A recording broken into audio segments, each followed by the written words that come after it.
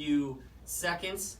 Joe is just finishing up setting up our Facebook Live, which if you're tuning in live, you can listen live or you can watch on Facebook Live on the Epic Love Radio Show page. So thank you very much for all those tuning in and listening this evening. We're super excited. A real quick countdown to the crossing update. 46 days to go till the Crossing for a Cure. We're going to be paddling with about 100 paddlers from Bimini in the Bahamas all the way back to Florida to Lake Worth Beach. Very exciting year. We've got a bunch of different watercraft, different paddlers involved. We're going to have 20 to 30 boats out there. Joe's paddling, Liz is paddling, and Peter, who's in the studio here, has been a coach to the Piper's Angels and Crossing for a Cure team literally since day one. It's been a good road. So we're just over $136,000 in fundraising and had a really good run at it so far. So thank you to all those supporters out there, all of our sponsors, and everybody who's been making donations online and following. You can check it out at crossingforacure.com or on Facebook. So who's ready for a cup of Joe? I definitely am. I'm ready. Yeah, I had an amazing last week. So yeah, I'm just basically going to talk about what I did all of this past weekend and last Thursday night. So I actually got to go to the Foo Fighters concert on Thursday night, which was amazing. I'm so jealous about that, by the way. Dave Grohl is an amazing frontman, and they put on a hell of a show, and it was just the greatest time ever. And I got to see some of my friends there that I don't get to see all that often because of now that I'm training for the paddling and everything, I don't get to play disc golf as much. So I actually got to see a couple of my friends from disc golf, and that was really, really nice to be able to experience the music with them. And also, it's been a great day and week of concerts for Joe. I got to go to Fort Rock, which is a 2-day heavy metal concert down, and it was at Markham Park down in Fort Lauderdale area. And that is my one true love for music, and it always has been. I've been recently branching out to other things, but I really enjoy like really heavy, hard music. It's just, it really gets me going, and I especially like it at the gym. It is, you know, if I really want to put up some heavy weight, I'll just throw on some Five Finger Death Punch or Breaking Benjamin. Those are some of the bands that I got to see this past weekend. It was just an amazing time. But also while I was there, I got to hook up with a fellow Crossing Crusader. Hey. Yeah, got to see Paige down there. That was amazing to be able to hook up with him and hang out with him for a little while, talk a little bit about the crossing, and it's just live music is such an amazing experience. It's not just the music that you're hearing; it's also the smells of the festival. It is the pounding of the bass, and especially for me because I can really feel that pounding in my chest, which actually helps me a lot so I can cough up some stuff. And it's just, it hits all of the senses all over the place, and it's just an amazing experience. And, a lot of the bands that were up there and a lot of the frontmen that were doing stuff, they were all talking about, this is a family of metal people, a family of hard rock people. And that really struck home to me because, getting involved with Piper's Angels and the Crossing, it's become a second family to me. And it's just the experiences that I've had with people on the water, off of the water, going to these different events. It's just been such an amazing time, and I just can't get enough of it, honestly. Like, if I don't talk to somebody from the Crossing on like a daily basis, I feel weird. So cool. I know the feeling. So was there a particular moment from the Fort Rock show that was that stood out to you, that was a seminal moment, exciting? Actually, when I first met up with Paige, we kind of were trying to triangulate, and he was like, yeah, I'm like 25 yards off of the sound tent, perpendicular to it, so I'm like thinking in my head, like, okay, think about this, think about the angles, okay, where exactly is he? And then, just seeing him, and both of us were like, oh my God, it's you, and you're here, and we're doing this right now, and we're listening to this amazing music. That was such a great time, great feeling right there. Awesome. Was it a big turnout? Yeah, it was huge. There was so many cars. The very first night that we tried to get out of the parking lot, it took us an hour and a half just to get out of the parking lot. But the next night they opened up the second exit, which I think they probably should have done the night that before. the first time, right? Yeah, exactly. Some learning there. Yeah, definitely. So yeah, just amazing, so much fun, and just, can't wait to keep seeing more shows. Right on. That's awesome. I'm paraphrasing a little bit here. I don't know. I wrote a little note down just to make sure that I got this right. It says, heavy and hard is what gets Joe going. That's Yes. That was part of the. Yes. Okay, just making sure. I You just wanted wanted to clarify. Yeah, make a note. Yeah. Well, good to know. We'll make sure when you're leaving the beach in Bimini, we got the right music. Heavy and on. hard, right? Yeah. That's it. Yeah, we're Yeah. gonna Get ready. Little Pantera maybe. Yeah, there we go. All right, making a note. There we go. Sean Dunleavy, if you're listening, please add Pantera to the soundtrack for Leaving Bimini. Yes. Can we all make a commitment to get Dave Grohl on the show? Dave Grohl. Yeah, definitely. Let's put it out there. Let's put it in the emptiness. Yep. Dave Grohl, come be with Epic Love Radio. Come on. We're calling you out, Dave. Bring it on. Right on. That's awesome. Well, thank you very much, Joe, for sharing. Sounds like you had a very exciting weekend indeed. For sure. Yeah, we were down in Key West this past weekend. Liz and I with some of the crossing crew. It was pretty awesome. Julie and Brian and Tom and so many Paul, all down there sharing the experience together, and it was pretty cool. So we got to meet a lot of new paddlers and people who were excited about the Crossing for a Cure and have a good time. I just have to say, I had so much fun. We, instead of doing just individually racing the whole island, which a lot of people from our crew did, Travis, myself, and our friend Eli Miller did a relay race. So we each had about a 4-mile leg, give or take a little bit. And it was pretty interesting, to say the least. Challenging and fun and exciting, but I felt like I was in the American race, like the Great American Race, like running in between like the different locations of the relay, and then jumping in the car to meet the next paddler, and then running from the bridge to meet. I had so much fun doing that. It was really cool because when they all took off from the start line, this was the Key West Paddle Classic in its 21st year, and we had set up a Piper's Angels Crossing for a Cure tent down on the beach, and so we didn't want to spend too much time away from the tent, but so breaking up the time on the relay was really cool. And when they took off, we were running all over the island trying to find little windows where you could see them paddling by to get to the next and cheer them on, while they were getting to the next spot. So it kind of brought up an idea that we had talked about a little bit, but it's just an idea. But a concept of an event where you could do a paddle poker run from like downtown West Palm all the way up to Jupiter, and you could break it up into legs and have everybody join in along the way. Or you could make it like a run, bike, swim, paddle. There's a lot of things that you could do. Yeah. Definitely. That sounds awesome. It was Super a lot bummed of out. fun. It was a lot of fun. Super bummed that I had to miss that, but Fort Rock. Yeah. Yeah, it sounds like you also made use of the time pretty well, right? Indeed. Definitely There was did. no wastage there. No. Definitely not. So as we mentioned earlier, we've got an amazing man here in studio with us. For those watching live on Facebook, hello. Hello. Good to see you. There's David over there. Yeah. And so it's been quite a ride in the last, let's say, 5 years, I think, that we've known each other, 5 Peter. years. Pretty amazing. 5 and years. Peter is a business coach. And one thing that when Peter and I met that I realized right away, and I think everybody here and just about anybody can relate to this, is what it means to be on a team. And I was always in athletics. I was always on different teams. Even going through the officer candidate program with the Marine Corps. That aspect of working together and understanding what it takes to follow and also lead. And one thing Peter immediately, what resonated about his style of coaching was that I felt that sense of wanting to be a part of a team and a strong team. And as the first crossing came about and we were putting that together, there was no team. We were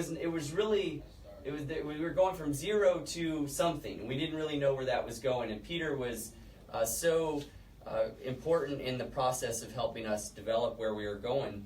And we gave the introduction earlier, but Peter is known locally here and around the world as coaching executives and teams and companies.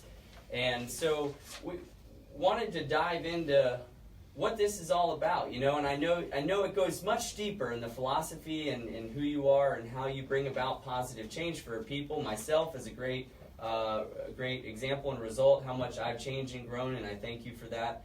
But where did it all begin? Where did the coaching begin on your path? Where did coaching begin? You know, it took me a long time to realize there were such things as coaches. But I grew up in the north of England, and in the north of England we like football, or soccer as it's called, right? So my coaches were soccer coaches. Those are the only people I knew that coached, because there was no other really formal sport teams things that people were engaged in. And soccer coaches really became an important measure for me, because what they did is that they went to work to produce a result every Saturday from a team, amongst other teams. So that to me kind of resonated. Well, this is really interesting stuff. Like, how do they do that? You know, in the UK they're called coach managers. The manager and the coach is really the same person, and they're responsible for pretty much everything from acquisition of players to selling them off, to putting them on the bench, getting them into training, working out formula for playing the game. So I learned to watch what they were doing, and one of the first things that I got to learn is how they hand signal, right? So you've got 50,000 people in a stadium, and there's a lot of noise. There's no way you can communicate verbally. Standing on the sideline watching 22 players, you know, alternate teams playing together, and they learned to signal, but the signals were kind of insignificant. They were perhaps like a raised eyebrow, or a little like module of the finger just raised up, and I'm thinking, well, how do they do that? What I realized down the road quite a ways was that it was done in the practice time. These communications were all worked out in advance, so the players would be aware to look for them. Now that takes a lot of organization. It also takes a lot of trust, because not only has the player got to play the ball and watch the opposing player and get hit and the legs taken out and knocked over and things like that, but they've also got a job to watch the manager who's on the sideline. So I learned coaching from that way, and in fact today I coach in the way of a soccer game, which is a game of two halves. So it's really interesting. I spoke about it today with a client as to how I look at the first half result and use that to designate what we're going to do in the second half. You can't win a game in the first half. You can't win a game on the first leg, right? You've got 4 people out there paddling. You can't, you know, the first person doesn't win. The first person passes it on. So in football or soccer, you can't win a game in the first half. You can only win a game in the second half. So in the first half, you come out, you play your best. If the coach manager picks you, which means that you've been to training, you've showed up on time, you're ready to go, you're fit and healthy, you're the best choice. So if you've gone through those criteria, the next thing is, okay, let's go out and play the game. Now, you can go out and play the game. It's 45 minutes, the first half. You come back in at the end of 45 minutes. No matter what the result is, you might be 2 goals down or 3 goals up. But whatever that result is, 45 minutes in is break time. You get 15 minutes. So in the north of England, of course, you drink tea. Yeah, and it's freezing cold and it's pouring down with rain. Tea elixir. Oh, maybe they drink tea elixir. Ah, tea elixir. You know, we should kind of get that over there. I'm sure they'd really appreciate it. So, yeah. Hey! Wait, is this halftime? Wait, I don't know if this is That's halftime it, yet. yeah. We're Just gonna get go those for it things either way. popping here. Thanks. Yeah, we can On pop cue. these open. Yeah. Right on cue. It's amazing the way things happen on the teams. Something like that. That's an occurrence on a team, right? You're kidding. That is a result of something. That's right. That's for sure. That's right. So, come back in, and the coach goes in to greet the team or talk to the team, and we work out what has happened in the first half. Were you in position? Did you receive the ball? Did you pass the ball? In business, we do exactly the same thing. So what happened last week? What happened in the last 2 weeks? Because when you went out 2 weeks ago or a week ago, you had a plan to go score a couple of goals, maybe make some sales, go organize an event, perhaps bring a team together, perhaps bring a new business unit online. So when the coach comes in, and I use this every 2 weeks when I meet with clients, either on the phone or face to face, we discover what happened in that first half, in that previous time. In fact, we know what we expected to happen because we've worked on it before. But it's half time now, so we look at the results. Did we achieve what we set out to achieve? Were we in the direction that we thought we were going to be in? Were the people around us that we expected to be there? Did we all show up on time? Did we get to work on time? Did we bring our samples, or did we bring our ideas forward? Were we at a meeting? Were we effective in what we did? Half time, we checked this stuff out. Okay, so we've now got a series of results. Yes, we did. No, we didn't. Perhaps it didn't work out. What can we do next time? Can we reschedule? So in the next half of the game, the objective is to go out and win, because you can win in the next half of the game, because you've already been through the first half. So each time we come together, we actually work on this half time. And in my mind, I keep thinking about the coach that's on the sideline. What's he thinking about when he comes back in at half time? He's thinking about what he saw, because those are real results, what was expected, and what little bit of course correction we have to do to go back out and play the second half. And that's the way it is.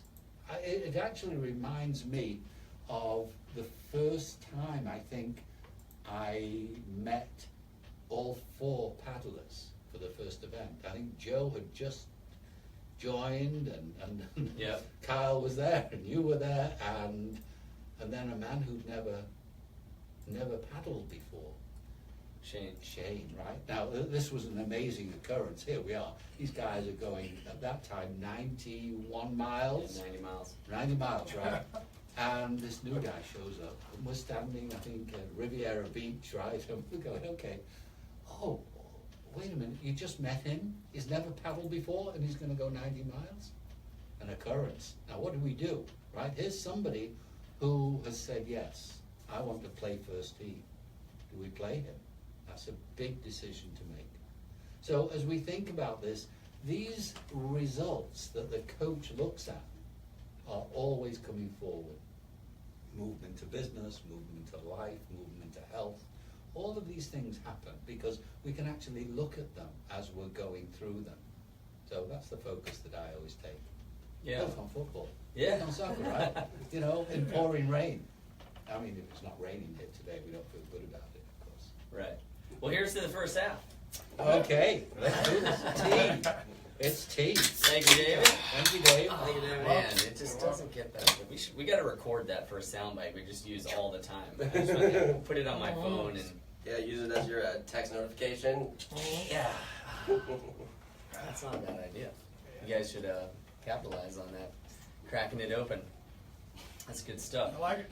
Well, you know, I really appreciate, you know, that perspective, and I think that for me, having been working with you over these years, it never really occurred to me in kind of the standard American format or the standard structured format of education and of coaching that coaching would exist outside of the sport, or that coaching would exist in life in general. And it kind of blows me away to think that you would never sign your kid up for a coachless team.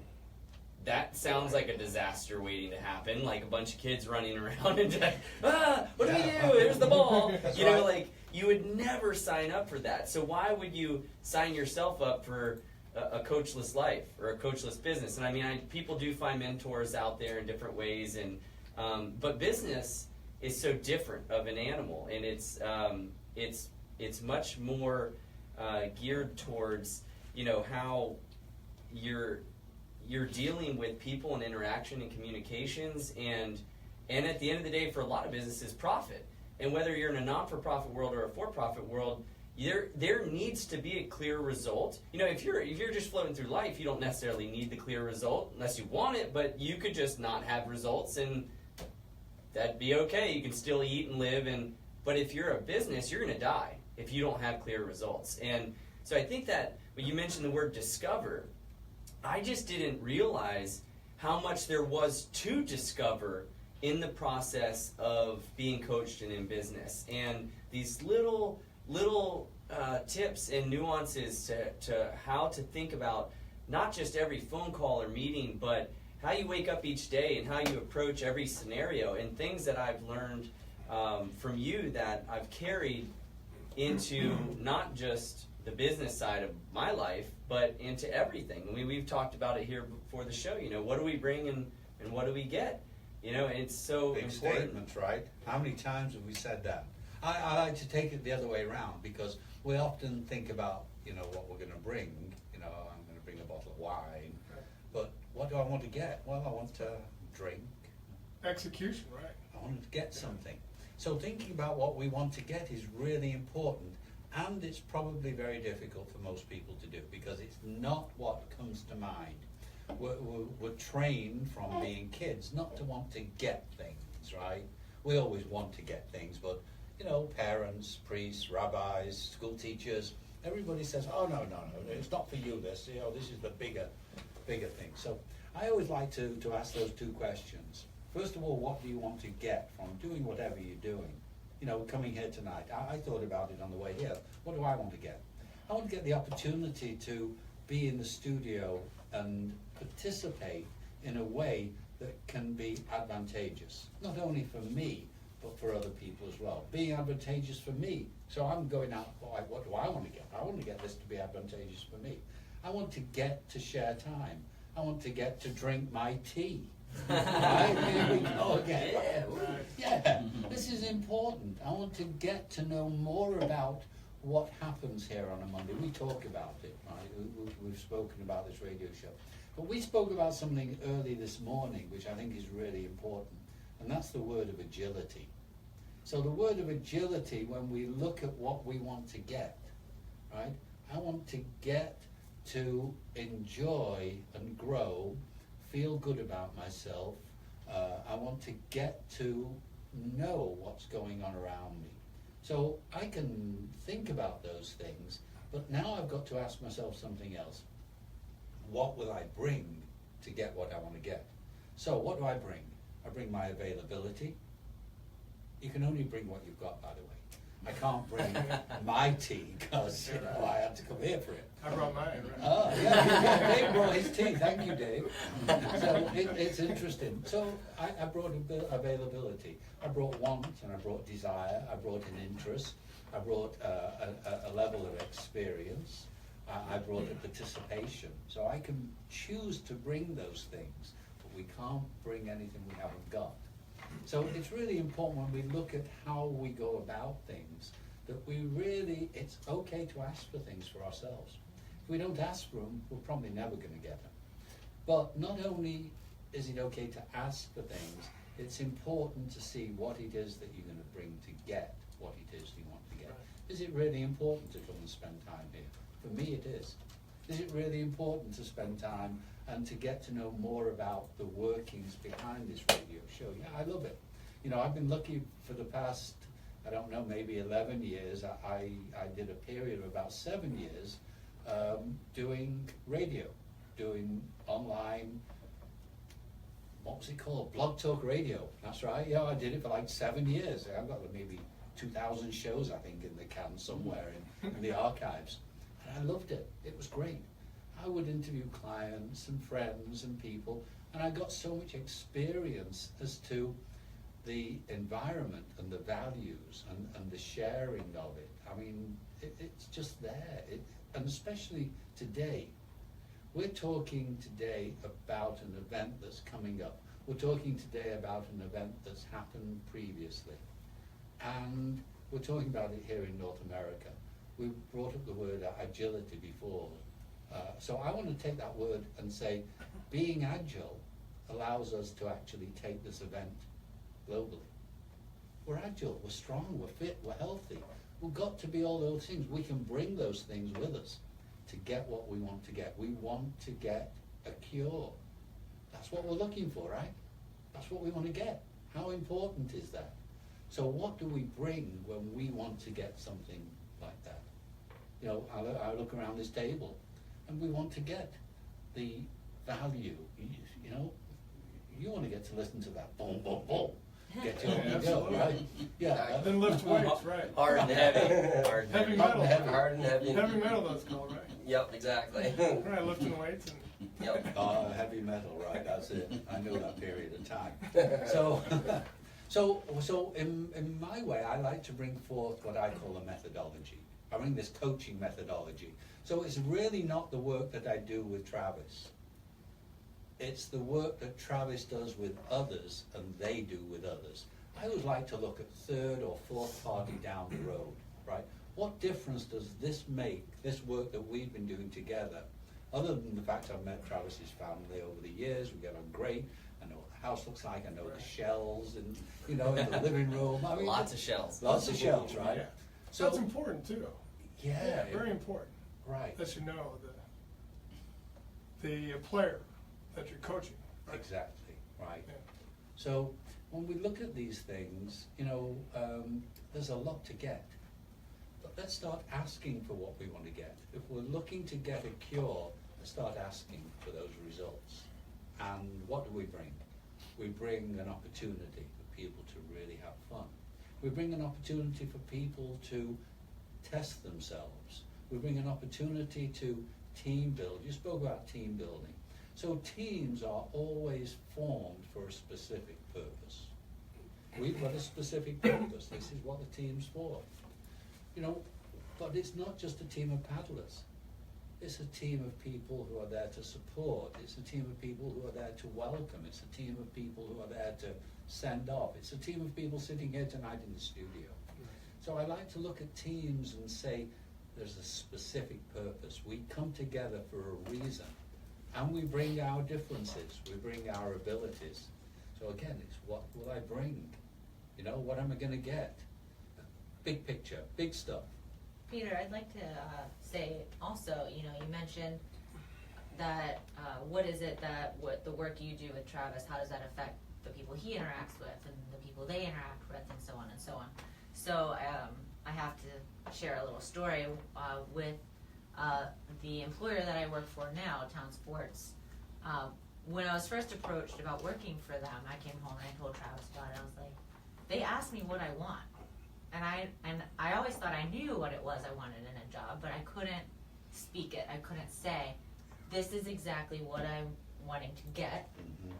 And he asked me, he's like, well, you got to write it down. What do you bring? What do you get? And, you know, this is, you know, he shared with me That's the tough things. to do, yeah. Right. So, I mean, we Absolutely. all think that we all know what it is that we really want until you're asked the question. And then when you're asked the Right. question, then it's hard for you to put it into words or to really intentionalize in detail, what is it that I really want? If I have to write it down, what would that look like?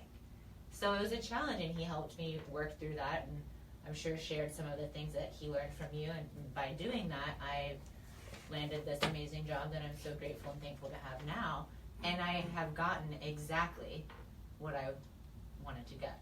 Yeah. And Consider going forward though that course correction is okay.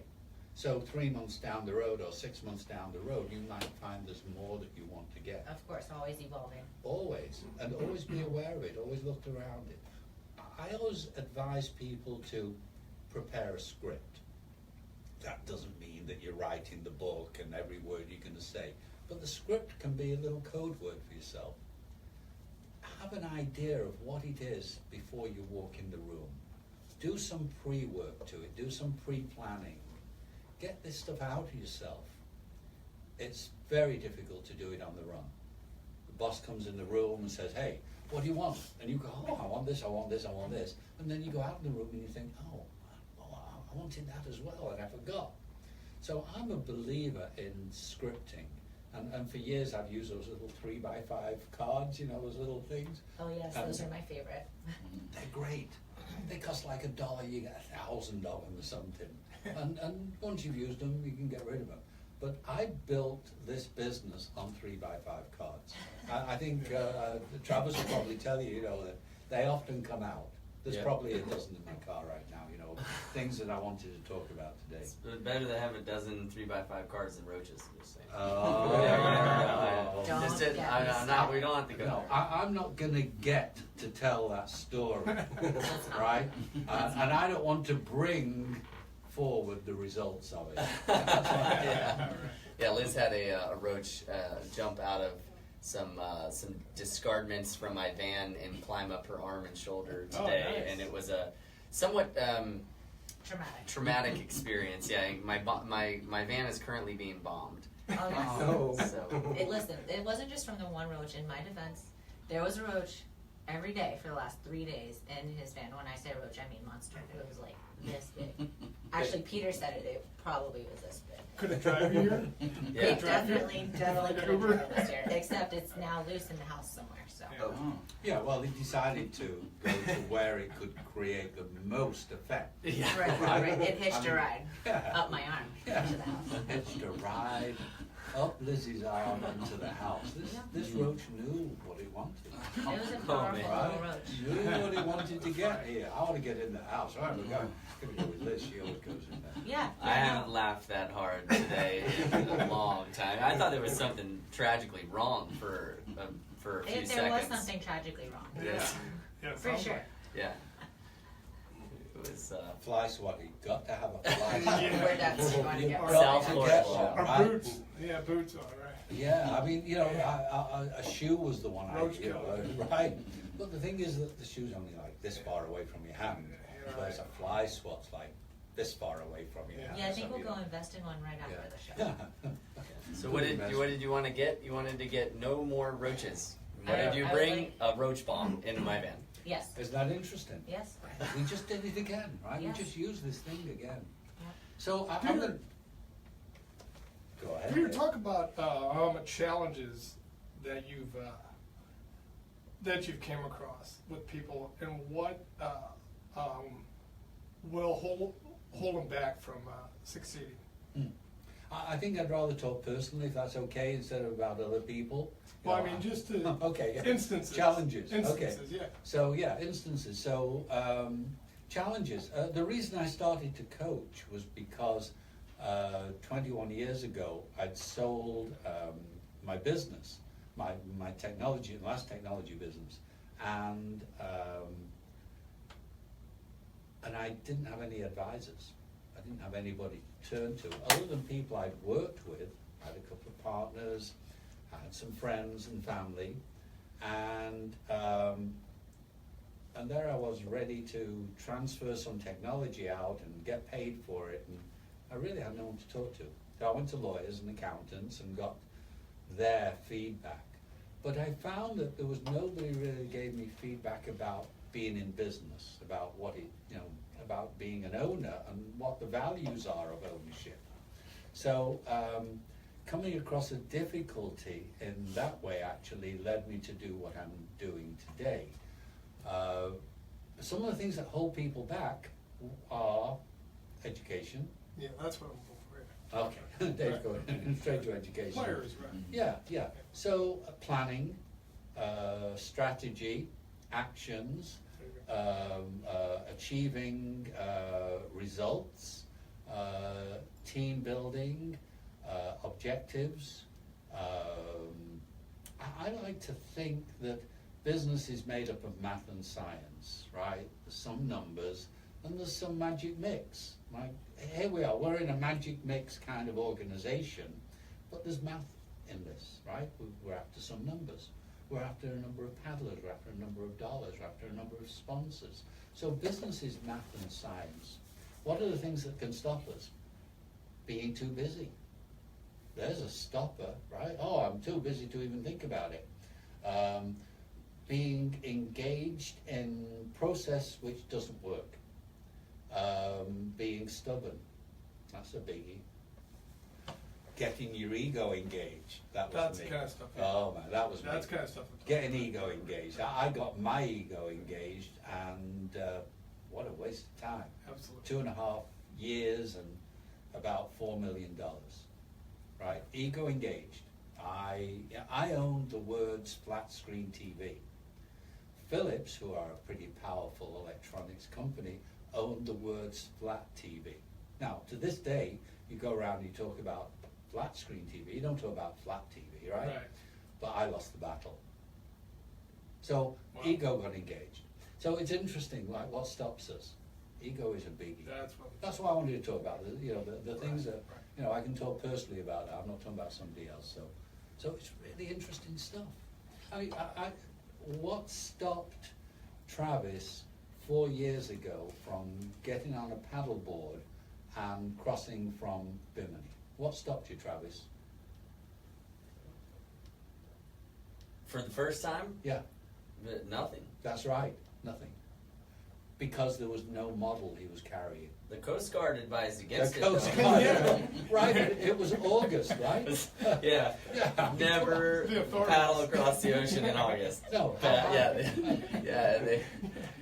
I was kind of worried when we were going to get back, we were going to get arrested. Like, it was literally going to be a scene, you know.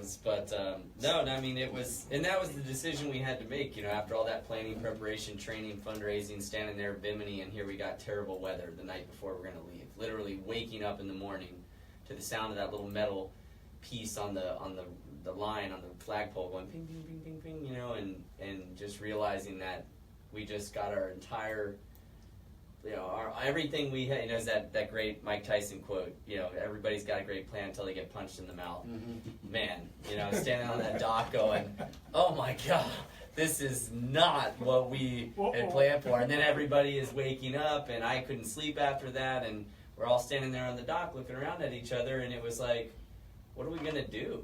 I mean, you know, do we call it, you know? I mean, because we really, with the how heavy that event is logistically, it would have been a big challenge to try to replan it. So we said, well, let's just go for it. Is everybody comfortable with that? And everybody said, yeah, we'll see what we can do. And so we just went for it, and it ended up being honestly one of the greatest experiences of my life. It was a traumatic experience to many degrees, and honestly, after that experience, that's when you asked, you know, that question. My initial thought was, what kept me from doing it again? Mm-hmm. You know, that was 2013, and then my immediate thought was with my ego, because it beat me up so bad that first trip. Really, I thought, I don't know if I could ever really do that again, because it was so much, and then in just a blink of an eye, you know, things can change so quickly, and you think all these plans you have, you know, are gonna, you know, you hope they work out a certain way, but you know, that's very much a good metaphor for, you know, people's life with CF. You know, you're living and you think you've got plans, and then lung infection hits you, and stuff changes quickly. Right, Joe? Yeah, it definitely does change. So there's a saying that floats around the crossing committee meetings and everything involved with Piper's Angels. It's turning your passion into purpose. And that's really become very central in my life because, you know, I've always had a passion for cooking, but I've always found it more of a job just to make money. You know, I still enjoy it and still a fun job and everything like that, but until I really was able to join my passion for cooking along with my passion for taking care of myself that I finally found again, that is what fulfills me the most now. It's getting out and reaching the community on a deeper level and really trying to put out there all the things that I'm doing that I'm seeing benefit with, and just putting it out there for as many CF patients to hear. And, you know, I was working with George earlier today, the guy over in the UK, and we were making some egg muffins because he's trying to do a little bit healthier than 4 bowls of cereal for breakfast. Oh, yeah, so we were working on that, and that was probably one of the, you know, that was an amazing hour that we got to spend on a web chat together. You know, me explaining, like, hey, this is how you chop an onion, this is how you do this is how you saute the onion, and everything like that. And that's how I live my life now. Is everything that I do on a daily basis, I try to find the passion in it. Whether it is me going to the gym, I find that very fun now. If I don't go to the gym on a daily basis, again, I kind of feel weird. And so every situation I approach, I have to bring passion to it.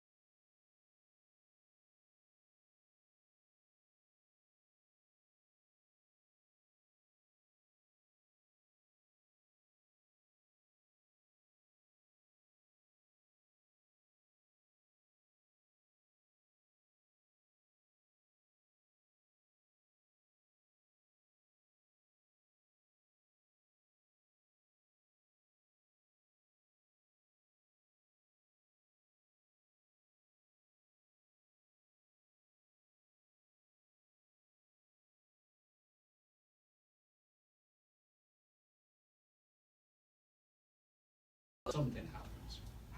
So playing a bigger game is a really good analogy for actually being in business. It really is, because business has to have rules. You've got to have sidelines, you've got to have fronts, you've got to have backs, you've got to have these little things. And what happens when you're going to play a game? Let's say you're going to play tennis. What happens? You have shoes, you have the uniform, right, the whites, you have a tennis racket, you have the balls, your tennis court is booked for a certain time, you're probably there on time, otherwise you miss court time. You practice, right, you're excited.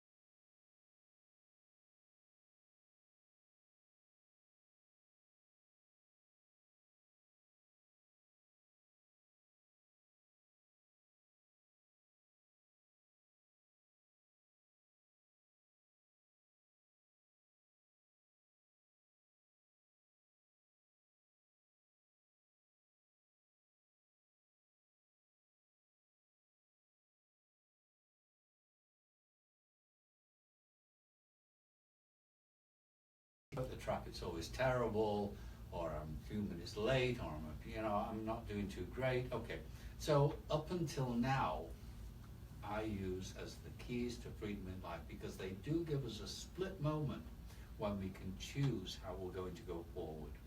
It's like the end of the old, right?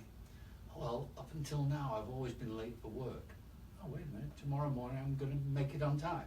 Up until now, the results of me talking to that client weren't good.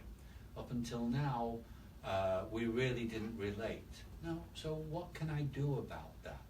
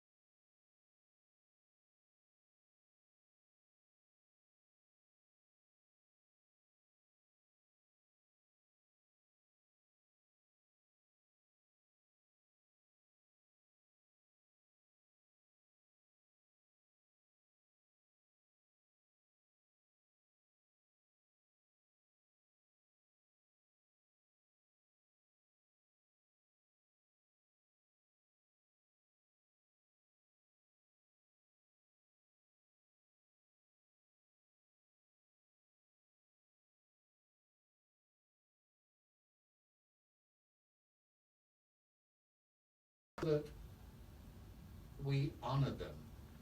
It's a change. It's an up until now. Up until now, maybe we didn't really think about the value of that welcome back. But these are our brothers and these are our sisters. These are our angels out there. You know, they're fighting the battle for us. Why wouldn't we want to bring them back safely and honor them? Yeah. Absolutely. Up until now, Liz has been really scared of the potential of a roach jumping on her arm. I'm never gonna live that down.